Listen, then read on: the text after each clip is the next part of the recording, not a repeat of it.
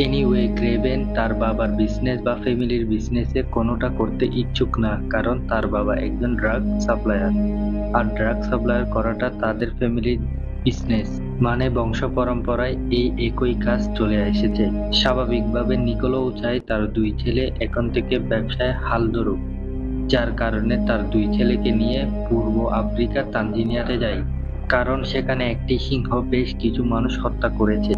তাই নিকোলা এর স্থানে উপস্থিত হয়েছে ওই সিংহকে শিকার করার জন্য।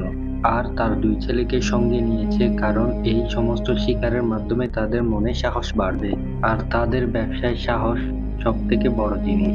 যাই হোক, দুর্ভাগ্যবশত স্থানে শিকার করতে গিয়ে সেই সিংহের হাত থেকে তার ভাইকে বাঁচানোর জন্য সিংহের কাছে শিকার হয়ে পড়ে, কিন্তু দূর থেকে বেশ কয়েকটা তার বাবা গুলি চালায়। তবু সিংহটি কারেবেনকে নিয়ে গভীর জঙ্গলে চলে যায়।